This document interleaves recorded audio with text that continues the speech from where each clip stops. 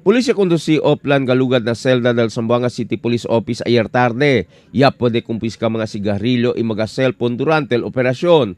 Mga alas 5 ayer tarde, el Police Superintendent Bonifacio Arañas, jefe del Police Station 11 Amolia encabeza con el chequeada con el mga selda. Durante la inspeksyon, ya puede sila kumpiska 24 cajas de diferentes clases de sigarilyo, 8 unit de cellphones, 6 mga baterya de cellphones, 5 lighter, 2 power banks y un set de baraha.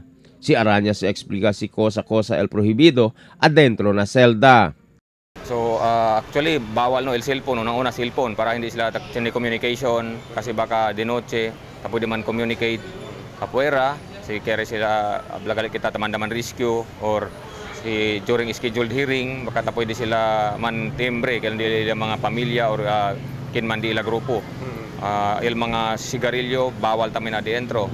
At the same time makil mga bladed weapons even including stick, kutsara, tinidor, tan bawal si kita. So plastic lang ta pwede.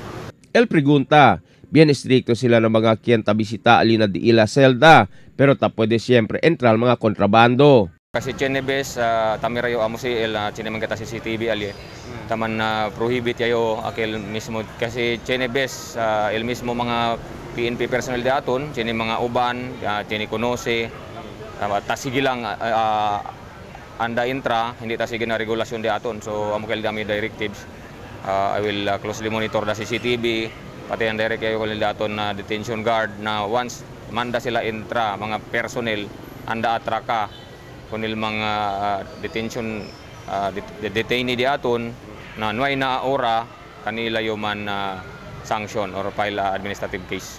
El total headcounts del mga inmates salina 60 mga hombre, 14 mga mujeres. Mas mucho aquí droga prohibido el caso. Ya alcanza na un hora antes ya termina el chequeada del mga pulis. Emil Tuban, Dateline Zamboanga.